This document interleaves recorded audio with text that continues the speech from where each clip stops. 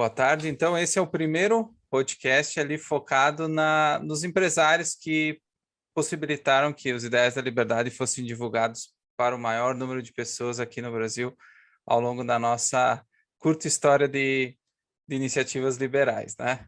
Que começou mais ou menos ali a partir da década de 70 e que hoje tem diversos institutos e diversas iniciativas.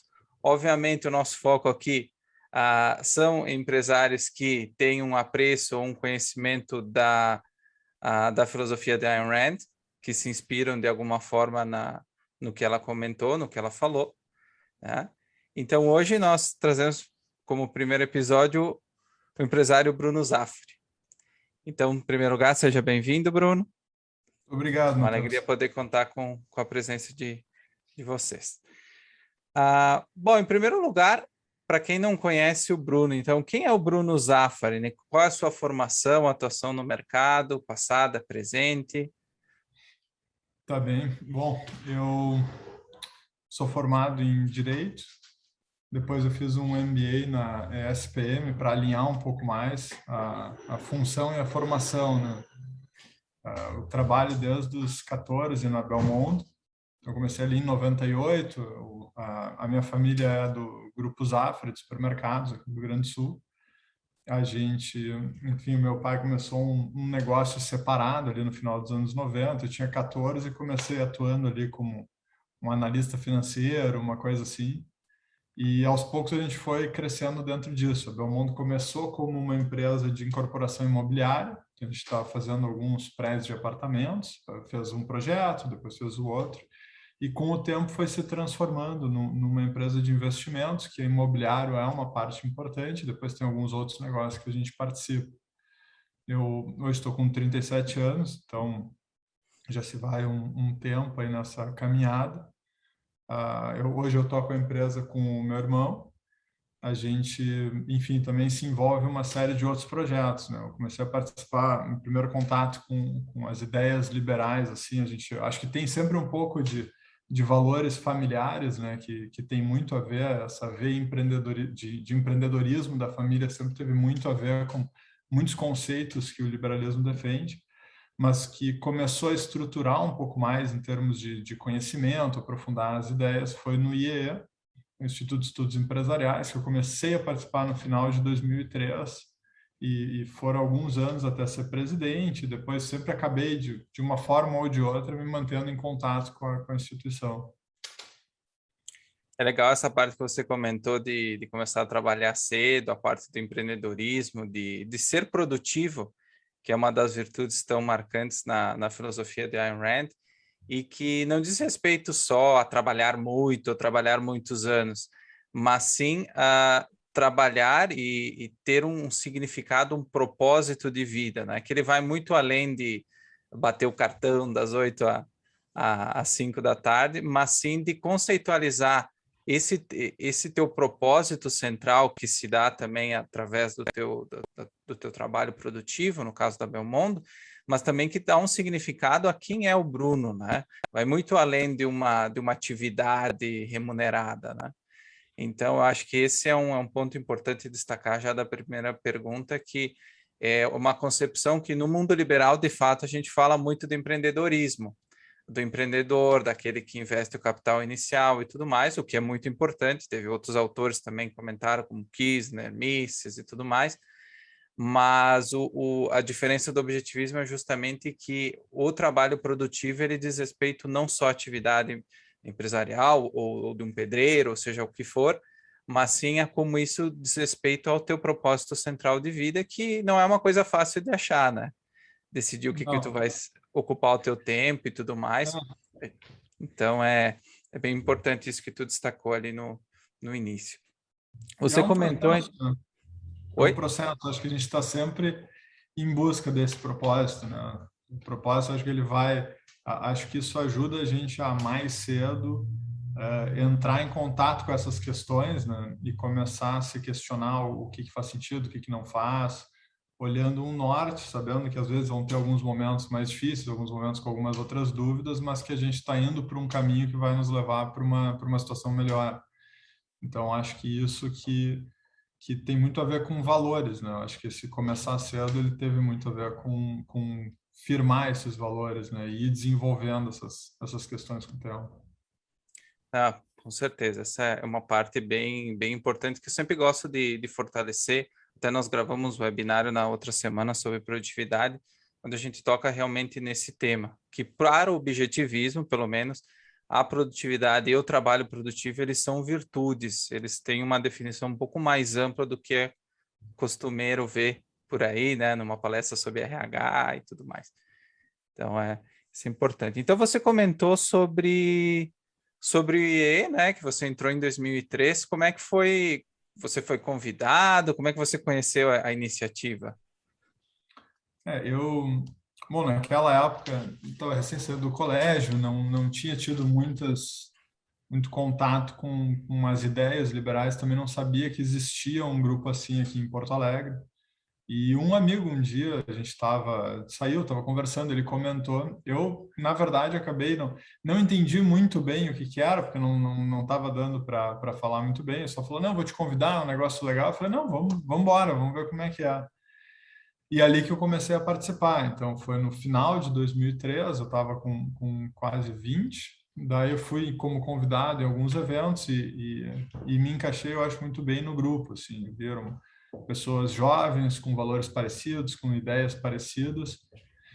E já naquela época, ou especialmente naquela época, talvez, né, muito diferente de agora, tu tinha relativamente poucos canais ou poucas pessoas que estavam preocupadas com essa defesa da liberdade, do indivíduo, enfim, de buscar entender mesmo as instituições, né?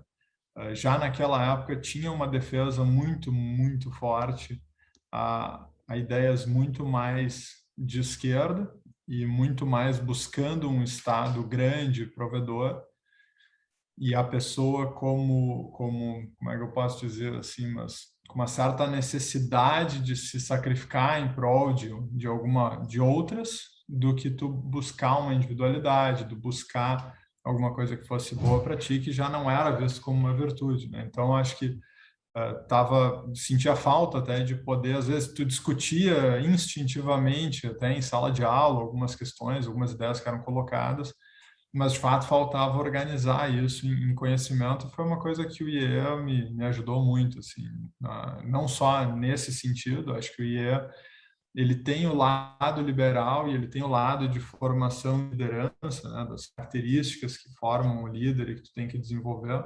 E para mim foi uma experiência que de fato foi marcante na minha vida, assim. Depois, além do IE, você também teve uma oportunidade de ocupar a gestão também do Instituto Liberdade, que já era um instituto um foco um pouco diferente. Sim. Eu acho que o IE ele teve esse trajetória de buscar um primeiro. O IE ele acaba tendo diversos momentos como associado, né? Então esse primeiro momento, eu acho que é tu absorver muito esse conhecimento, os cases que a gente estuda, os debates que se faz e tu naturalmente vai vendo um associado que está há mais tempo, que é mais experiente, como ele a postura, o tipo de pergunta, e vai ficando interessado em buscar estudar e poder, eventualmente, também ter essa mesma tipo de posição, né, e conhecimento. E depois, quando tu vira diretor, vice-presidente, presidente, muda completamente a forma como tu vê, né? Na época, acho que o IE estava passando também por um momento que, com o Michel Grade, de retomada de um crescimento, a gente começou, eu fui vice-presidente do Michel na época, depois eu acabei assumindo como presidente, e a gente estava com essa tarefa de pensar coisas novas para o Fórum da Liberdade, acabou convertendo um periódico que o IE tinha, que era a revista Líder Digital, no Insights do Fórum da Liberdade. Depois a gente fez os colóquios para gerar um debate maior, então acho que foi uma experiência super legal até chegar no fórum, que é o grande desafio de toda a gestão.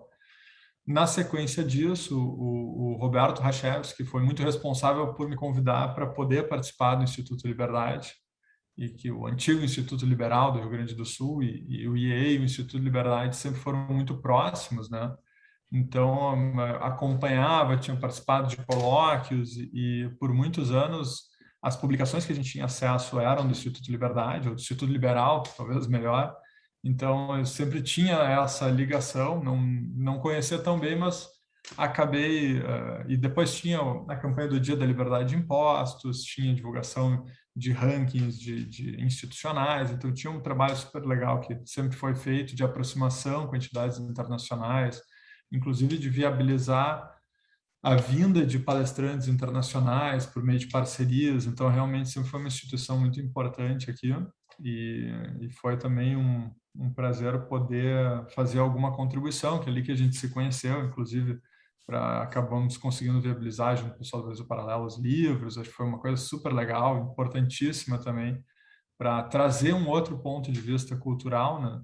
Foi uma gestão que a gente procurou focar um pouco mais ou pensar a liberdade em termos de cultura. Fez o Instituto Liberdade estava fazendo 30 anos e junto com o Leandro Gostiza, que era o vice-presidente, depois o próprio Michael Sopra, enfim, outras pessoas estavam com a gente nessa tarefa de buscar ver como a gente fazia disso um grande evento, e a gente fez um concurso fotográfico para ver o que as pessoas pensavam por liberdade. Acho que foi um outro projeto bem legal que a gente conseguiu entregar e nesse processo de permitir que o Instituto Liberdade buscasse um propósito. Acho que isso foi importante porque o Instituto ele veio de uma época onde não existia, era um deserto, né? Então, quer dizer, tinha que fazer tudo para as coisas poderem andar.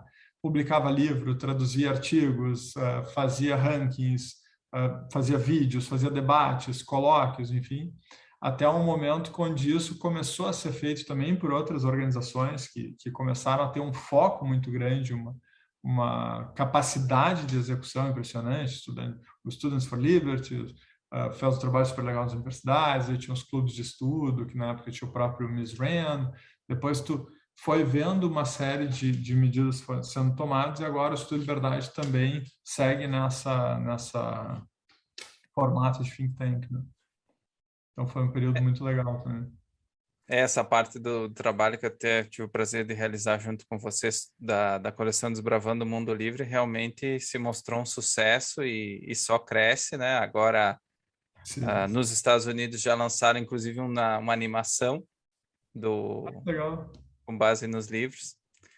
Então, acho que as ideias só tendem a crescer, já são 12, os próximos 2 vão sair em breve também, em homenagem a Mises e a Robert Hicks. Então, uma coleção que está dando certo e que nós estamos fazendo o nosso, dando a nossa colaboração, e eu acho uma colaboração de longo prazo agora, com impacto nessas futuras gerações, né? Sem dúvida. Esperando que daqui a 15 anos, daqui a pouco tu encontre um jovem ali no Fórum da Liberdade e vai dizer, nossa, eu conheci os ideais lá por aqueles livros que meu pai me deu e tal. Eu acho que essa é uma questão muito importante que a gente está enfrentando hoje, né? Que é até um pouco antes da educação propriamente dita, ou como a gente entende educação na escola, que é uma questão mais de ética, de moral, de valores, né? E eu acho que esses livros têm um papel muito importante nisso. A gente até tem uns sobrinhos pequenos que ganharam todos os livros, né?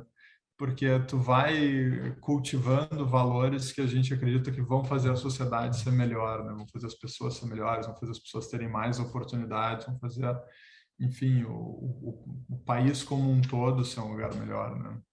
Eu acho que foi muito importante, foi um prazer, uma honra poder participar desse projeto contigo aí também.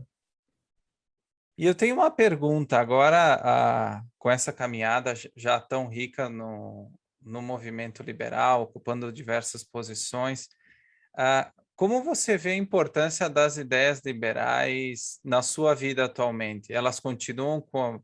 Claro, com o tempo as prioridades vão mudando, vão surgindo outras obrigações, aquela correria que a gente estava falando antes da entrevista mesmo. E você percebe que esses ideais na sua vida eles continuam fortes e com a mesma importância? Eu digo, dentro do teu contexto de vida. Sem dúvida, sem dúvida. Eu acho que porque eu volto, né? Eu vou acabar, até não quero ser muito repetitivo, mas eu volto num ponto que eu acho que, claro que tu tem a ideia aplicada, ou tu tem Por exemplo, no IE a gente sempre tinha muito essa coisa das instituições, né? Mesmo na missão, que é buscar instituições melhores para o Brasil. Tu fala de livre mercado, Estado de Direito, democracia. Mas eu acho que antes de tudo isso tem a formação da pessoa, né? E o que que tu vê como certo, errado, como bom, como ruim, e tu começa a ter uma capacidade de avaliar as coisas e tomar decisões com base em ideias um pouco diferentes, né? Então, acho que nesse sentido ajuda sempre e, e entender também as relações entre as pessoas, as relações entre empresas. Acho que isso tudo, essas ideias, esses valores de liberais, eles acabam permeando tudo isso, né? E eu acho que a gente também, como indivíduo, se enxerga diferente depois de todos esses anos estudando, e lendo e participando. Eu acho que como pessoa, eu acho que a gente consegue entender, se entender melhor como indivíduo e como o que é o certo e o errado nas relações. Como no papel de empresário, eu acho que também acho que ajuda a entender um pouco melhor da própria relação com a sociedade, né? Hoje eu participo de outras instituições, não necessariamente think tanks liberais, mas eu sou vice-presidente do Transforma, que é um movimento para ajudar o Estado a buscar um propósito diferente, o Estado do Rio Grande do Sul, né? A buscar melhores instituições. Eu acho que são esses valores liberais que guiam mais o meu posicionamento ali, essa tentativa de buscar um Estado que, tudo bem, não vai ser perfeito amanhã, mas que a gente vai ir convergindo para ter mais oportunidade, para ser menos pesado para os pagadores de impostos, para as pessoas, e para ser um lugar onde as pessoas, de fato, queiram construir suas vidas, né? Também sou membro do conselho do Instituto Cultural Floresta, que eu acho que ele fez todo um programa para ajudar as forças de segurança, então a polícia, a bombeiros, enfim, a ter equipamentos melhores, e era um déficit que o ente estatal não consegue prover. Eu acho que o Instituto ele tem um papel fundamental em mostrar como a sociedade pode resolver os seus problemas e como a gente talvez tenha que repensar, então, como é que é o papel da sociedade, como é que é o papel do Estado, a necessidade do Estado estar inserido em alguns assuntos, né? Também fiquei alguns anos escrevendo para Zero Hora como articulista e sempre foi as ideias liberais que eu procurava de uma forma ou de outra trazer. Um desafio, né? Porque o espaço é pequeno, o tema é denso e ao mesmo tempo tem que ter uma ideia com início, meio e fim, né? Porque depois, 15 dias depois, não tem como querer retomar a ideia, né? Então, acho que em todos essas participações e o próprio engajamento em outros projetos, como o Instituto do Câncer Infantil, Escola de Administração da PUC, o FEComércio, enfim, sempre que eu participei de alguma outra entidade, foi muito baseado no que eu entendia por sociedade, pelo papel do indivíduo e o que a gente pode fazer para melhorar as coisas. Até dentro de tudo isso que tu comentou, se percebe, até a próxima pergunta é justamente como você conheceu o pensamento de Ayn Rand, mas antes disso, toda essa ideia, por exemplo, do papel correto do Estado, da tua relação com as pessoas, né? Porque muitas pessoas erroneamente acham que, por exemplo, um objetivista, alguém que gosta da filosofia da Ayn Rand, é alguém que gostaria de viver numa ilha deserta, sem contato com ninguém. E é justamente o contrário, né? O fato de você se identificar como indivíduo, você ter um propósito central, te motiva a querer que as pessoas ao teu redor também passem por essa sensação boa, que elas também encontrem o seu porquê, o seu lugar no mundo e que elas também possam, através das ações delas, tornar o ambiente né, a sociedade que as rodeia melhor, porque isso beneficia a todos, né? Isso é ser egoísta também, porque eu não quero viver num mundo onde que eu não possa sair na rua, onde que eu não possa ter uma conversa racional, não tenha liberdade de expressão, ou que eu veja pessoas doentes na rua, ou no caso dessa pandemia que a gente verificou, não ter uma estrutura para atender uma pessoa que daqui a pouco não tem a mesma condição financeira. Então, o objetivista jamais vai querer isso, justamente o contrário, ele vai querer um mundo cada vez melhor para ele viver e para as pessoas que ele ama, que são valores para ela, também tenham esse prazer e possam desenvolver, buscar os seus sonhos, a sua felicidade, que é um ponto central que Rand sempre comenta. E é legal deixar isso deixar isso bem claro, porque tudo que tu fez até hoje realmente tem essa perspectiva de criar um ambiente, né, seja um ambiente institucional, econômico, social, mas que convide mais ao progresso e à maior liberdade. Então, esse é um... É, é bem por aí mesmo, né? Aquela coisa de não querer que ninguém viva servindo, né? Ou não, servindo não é bem o termo, mas agora fugiu um pouquinho a frase, mas não quero obrigar ninguém a fazer nada, também não quero ser obrigado a fazer nada por ninguém, né? Exatamente. Agora, isso não significa que tu não vai fazer uma coisa boa ou não vai participar, ou mesmo na própria pandemia, tu vê que voluntariamente as pessoas se organizaram para ajudar a ter medicamentos quando era possível, insumos e estrutura mesmo, a sociedade civil, o próprio Instituto Floresta, eu participei dos esforços para buscar os respiradores para a gente poder ter aqui e oferecer numa agilidade que seria impossível para o Estado, né? E isso não é porque a gente foi obrigado ou se sentiu coagido ou nada. É uma coisa que parte de tu querer viver numa sociedade que é melhor, né? E que se tu puder ajudar e tu tiver disposição para isso, tu também tem esse espaço, né? E, enfim, eu acho que dentro dessa linha eu acabei conhecendo as ideias da Ayn Rand dentro do IE, né? E o primeiro livro que eu li foi justamente o Quem é John Galt, que agora virou A Revolta de Atlas, né? Até a Sim. tradução provavelmente um pouco mais fidedigna, mas para quem acompanhou daquela época eu gostava do Quem é o John Galt, né? E ali lendo eu percebia, na época tu lia e tinha tu podia fazer uma relação muito clara com o que acontece no Brasil, né? O que acontecia naquela época e mesmo o que segue acontecendo. Então, foi muito revelador, num certo sentido, assim, de ver, olha, uma vez eu participei de um curso que o cara dizia assim, uma hora tem que se olhar no espelho e dizer, you're not that special, né? Então, não é tão especial assim a nossa situação, ela já aconteceu na história do mundo, ela segue acontecendo, e o que a gente tem que fazer é entender o que são as ferramentas que existem no mundo, que são instituições melhores para poder, de fato, construir uma sociedade melhor, baseado em cada indivíduo se entendendo como indivíduo e o seu papel, enfim, buscando o seu propósito, buscando desenvolver uma atividade produtiva que é, de uma certa forma, tu servir à sociedade voluntariamente com o que tu tem de melhor, né? E é muito nisso que a gente acredita. E isso não significa, como muita gente pode achar, o cara empresário que só não quer saber de nada, só quer saber de lucro, etc. E claro que o lucro é importante como papel de empresário, como cidadão a gente também procura participar de tudo que possa transformar a sociedade num lugar melhor para se viver, né? Para todo mundo querer viver, né? E com certeza uma sociedade mais livre, ela normalmente é muito mais lucrativa na perspectiva liberal. Quanto mais o empresário pode trabalhar, mais ele vai lucrar e mais ele vai poder também, através desse lucro, levar esses benefícios para a sociedade como um todo, né? A gente já tem milhões de exemplos de produtos por aí que começaram numa linha que não era disponível para todo mundo, num valor que não era. O celular é um exemplo clássico disso, e hoje já é disponibilizado para toda a população, dois, três, inclusive, muitas vezes, dependendo da pessoa.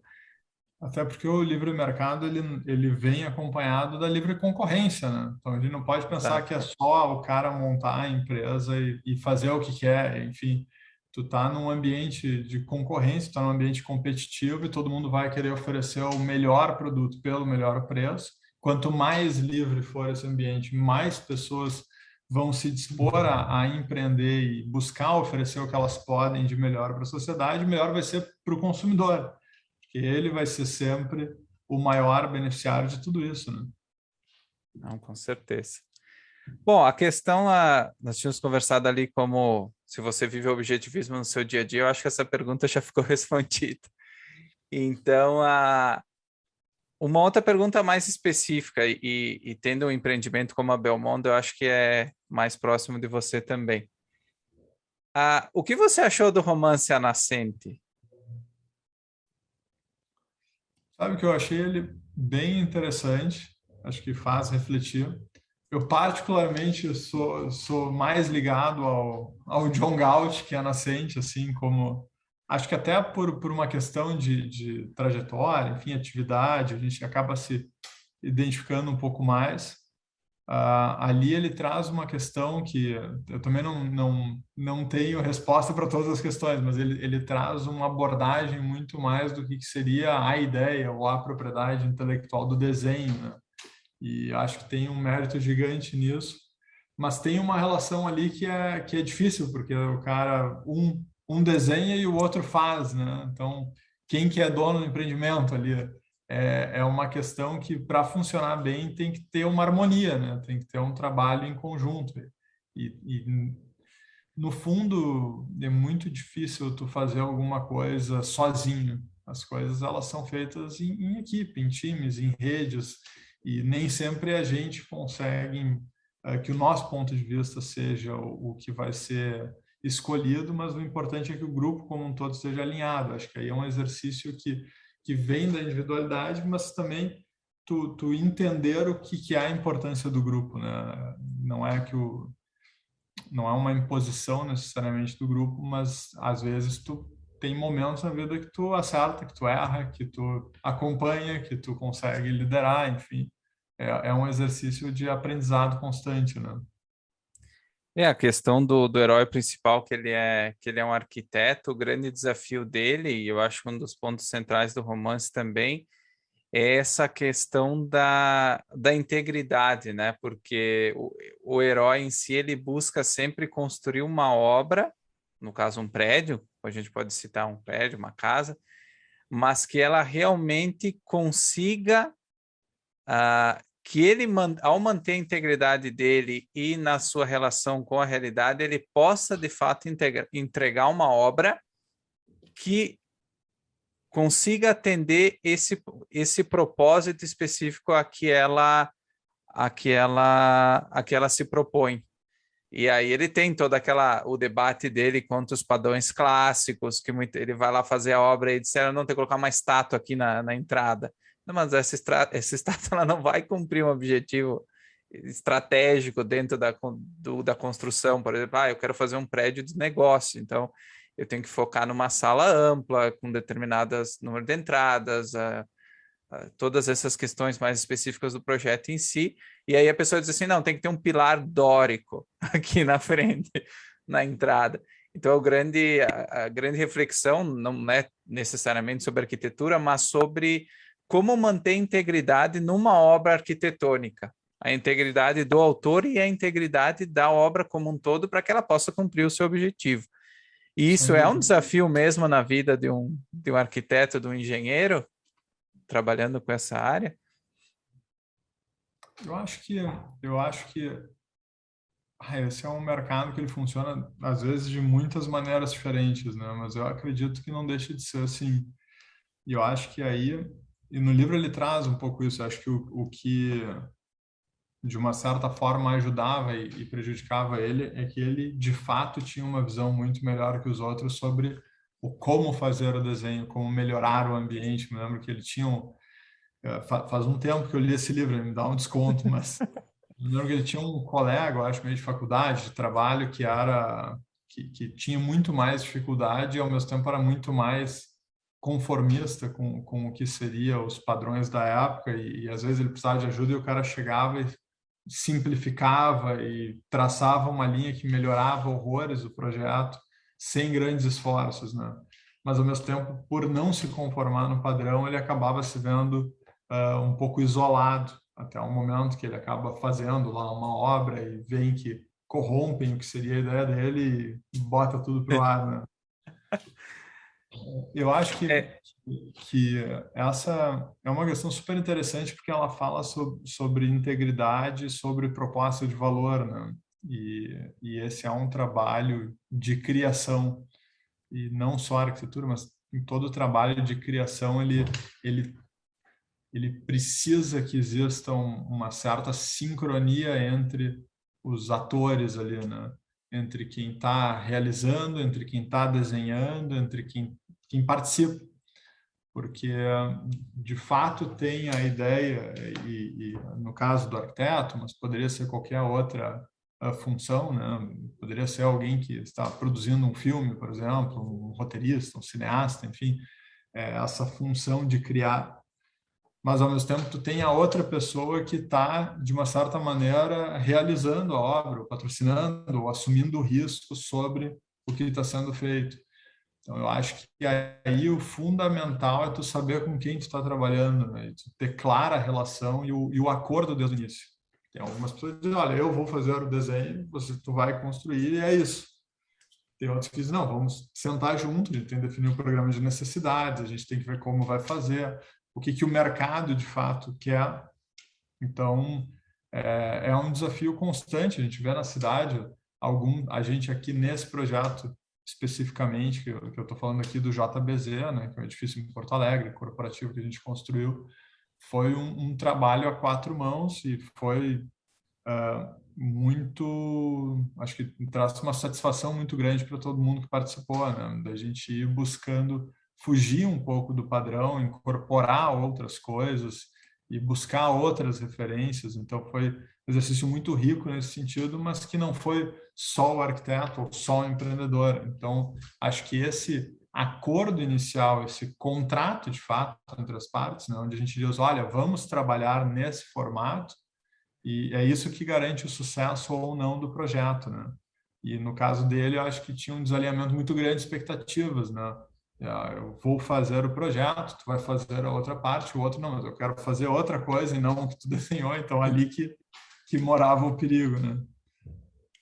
Eu acho que como tu comentou também, como não vai fazer um filme ou um prédio e tudo mais, muitas vezes tu tem alguma expectativa, né, do que tu acha que deveria ser feito, mas daqui a pouco você não consegue colocar em palavras aquilo, ou num desenho. Eu imagino, tá na tua cabeça, assim, imagina assim o prédio desse jeito, mas aí chega, tu senta, a pessoa mais ou menos vai desenhar como tu tá dizendo que tu quer, e aí tu vê no papel, não, mas não é isso, é isso aqui diferente. Tá, mas isso aqui já não dá para fazer. Opa, isso aqui já não tem como. Aí tu pega uma outra influência, daqui a pouco nem conhecia aquela influência, aí tu diz, opa, eu acho que isso realmente está mais próximo do que eu queria originalmente, mas eu nem sabia que existia esta influência ou essa Ah, possibilidade. E eu acho que essa troca justamente ela se dá na interação da equipe, né? Quando tu senta com alguém que te mostra uma coisa diferente.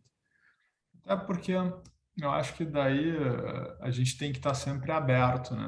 Aberto a receber, porque, enfim, o conhecimento é difuso. Tem muitas maneiras de fazer uma coisa legal, uma coisa boa, um bom projeto. Eu acho que o grande segredo é tu estar aberto para receber essas referências, essas ideias, etc. Então, tu pode até visualizar alguma coisa ou que nem no nosso caso, que a gente procura nem entrar muito no em como de fato vai ser, mais ou menos qual é o produto que a gente quer desenhar. E a gente, de fato, traz ou monta a equipe para todo mundo junto buscar a melhor solução, né? E daí talvez seja uma coisa que tu não seria nem capaz de imaginar, mas que acabou sendo fruto do trabalho do grupo.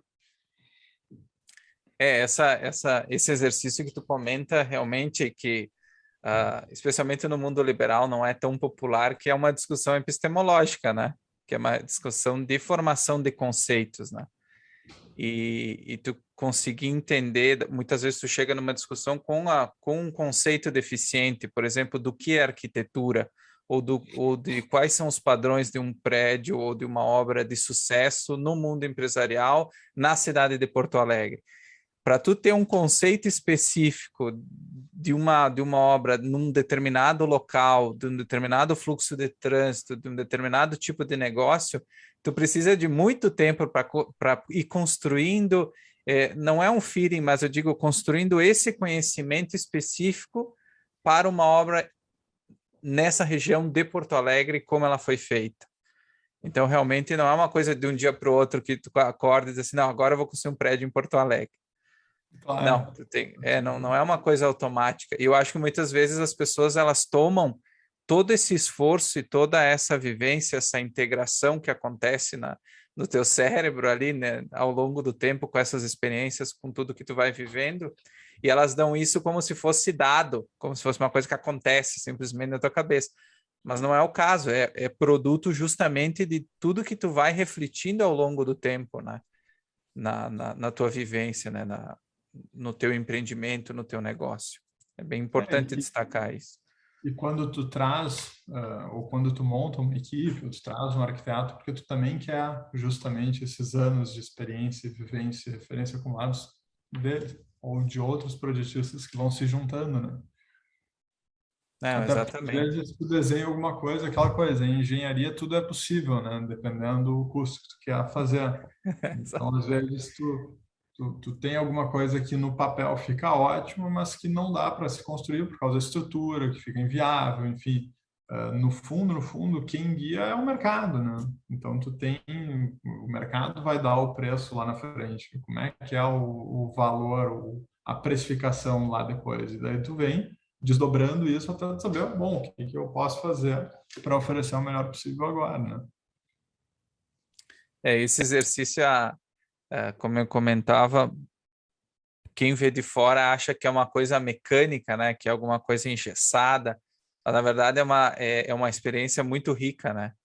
Todo esse processo. Muitas vezes ele é até mais interessante, claro, que a obra pronta é a realização final, mas eu digo, todo esse processo ele é bacana, né? E ele é muito importante e ele dá um significado diferente para aquela coisa que você vê pronta no final das contas, né? Ah, sem dúvida. Eu acho que até tu coloca uma questão interessante, que é o como a gente vê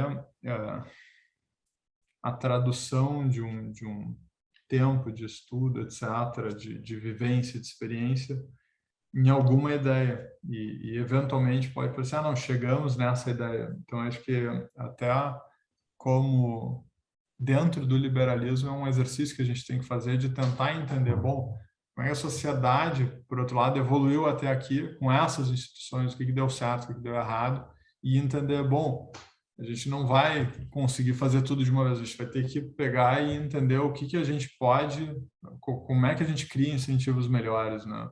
E como é que a gente entende por que chegamos até aqui, né? Acho que isso, claro que há uma relação um pouco forçada de uma coisa com a outra, mas é um pouco esse exercício que eu acho que é importante fazer. Essa construção, ela é de tempo, né? Ela é de tempo.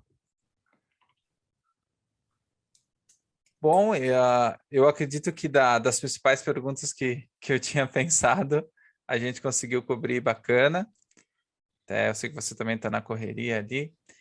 E para finalizar, então, eu queria que você deixasse uma mensagem sobre, resumindo um pouco, então, da importância do pensamento de Rand na sua vida, e também convidar as pessoas a lerem as obras, a motivar mais pessoas a conhecerem as obras e conseguirem, da mesma forma que você, aplicar essas ideias ao longo da sua vida, pessoal, profissional, e também conseguirem alcançar a felicidade, que eu acho que é o objetivo principal, né, da nossa caminhada. Sem dúvida. Eu acho que algumas obras me marcaram muito no IE, né? As 6 lições do Mises foi uma delas. Como é que é? O Bastiat foi um outro que eu achei muito interessante. Aquelas que são básicas até, se pegar as 6 lições, ou o Frederic Bastiat, mas que são muito elucidativas, eu sempre gosto de recomendar porque são fáceis de ler e já te dão uma base enorme. Claro, quanto mais tu aprofunda, mais complexa a coisa vai ficando. Claro que não resolve todos os problemas do mundo, a gente tem uma série de coisas que são questões complexas que a gente vai chegando com o tempo. E para mim, a Revolta de Atlas, eu já ia dizer o King Edwin Gauch de novo, que foi realmente muito impactante, porque acho que ajudou a enxergar como tu te vê como indivíduo, né? O que tu pretende oferecer para a sociedade, né? O que que e como é que é essa relação, né? Eu lembro que tinha lá o professor deles que no fim foi trabalhar num lugar meio recluso lá, porque ele disse, olha, para essa sociedade eu não quero oferecer o que eu tenho de melhor, que é a minha cabeça, eu vou fazer isso aqui e vou esperar um momento melhor. E E claro, eu acho que a gente tem que sempre tentar ser melhor do que a gente é no todo dia, tentar ser melhor e buscar essa evolução de acordo com o que a gente pode oferecer de melhor. Eu acho que, claro, que a gente diz, a gente começa cedo a trabalhar, tu começa a ter um pouco mais de contato com essas questões de busca de propósito e tudo. Eu acho que hoje isso deu aquela escorregada muito mais para uma linha das pessoas procurarem só fazer o que gostam, né? E eu acho que não é isso, o objetivismo não é isso. Eu acho que a gente tem que entender que, claro que a gente não quer se submeter a aquela coisa do sacrifício, etc., mas que a gente sabe que nem tudo é fácil, que tem momentos mais difíceis, tem momentos mais fáceis. Eu acho que o propósito, né? O Viktor Frankl dizia, o propósito é aquilo que tu está passando naquele momento, né? Mas eu acho que tu sabendo qual é o norte, ou para onde tu está indo, e tu concordando com isso, vai ter momentos mais fáceis, vai ter momentos mais difíceis. O importante é não desistir. E com o tempo a gente vai entendendo o que a gente pode fazer e os desafios que vão surgindo e como é que a gente pode transformar isso de uma forma diferente. A gente aqui no prédio mesmo tinha uma lei que foi aprovada que precisava ter uma obra de arte na frente do prédio, né? E a gente quebrou a cabeça para pensar, bom, mas como é que a gente pode ter uma obra de arte que reflita coisas que a gente acredita? E justamente colocou o Atlas segurando o globo, que remetia tanto a obra da Ayn Rand, né, do Atlas, do empreendedor, o cara que segura, que não é só o segurar o mundo, né, mas eu acho que é o seu mundo, né, é uma questão que tem a ver também com integridade, com meritocracia, com tu buscar evoluir, né, e a gente queria inspirar as pessoas a buscarem essa evolução. Tanto que o Atlas mesmo, ele não é aquela cara de sofrimento, né? É uma cara serena que está buscando sempre, não é um fardo necessariamente, né? E a gente também queria fazer aquele link com a ideia de Nova York mesmo, né? Que é uma cidade maravilhosa e que reúne isso das pessoas que querem oferecer o melhor, querem buscar uma vida melhor, querem construir, querem crescer. A gente tem muito viés do empreendedor, mas não é necessariamente sendo empreendedor, né? Eu acho que é cada um buscando entender qual é o seu propósito, o que tem de melhor e buscando sempre crescer. É bem interessante esse último ponto, né? Que novamente no objetivismo também, quando ela fala do empresário, ela não está simplesmente ela não está só falando do empresário, do empreendedor, do dono do negócio, mas sim de todo indivíduo que empreende em sua vida, né? Cada qual dentro do seu nível do que pode colaborar, né? Então não é porque você é um pedreiro que você é menos relativo a um grande empresário. Simplesmente você, dentro das suas capacidades, você faz um ótimo trabalho de pedreiro, está tudo bem, né? E você é recompensado por isso e se sente bem com isso, e não tem nenhum problema. Não Sem é. dúvida. Acho que essa é a questão, como é que cada um enxerga a sua vida, como é que cada um enxerga a sua capacidade de fazer o melhor dentro da sua vida, né? E eu acho que é bem por aí. A gente fala muito, ou normalmente a discussão acaba indo para esse lado empreendedor, mas não é necessariamente por aí. Eu acho que é cada um entendendo essa discussão do empreender a sua vida, né?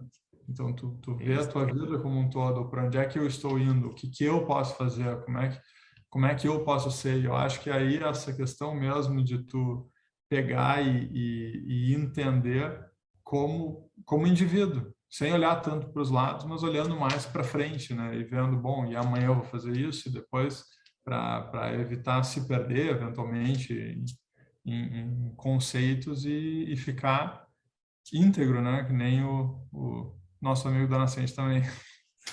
Exatamente.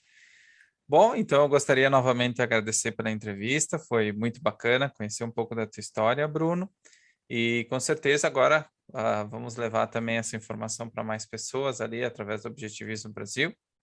Então, novamente, muito obrigado e espero que a gente possa fazer mais eventos desse tipo aí.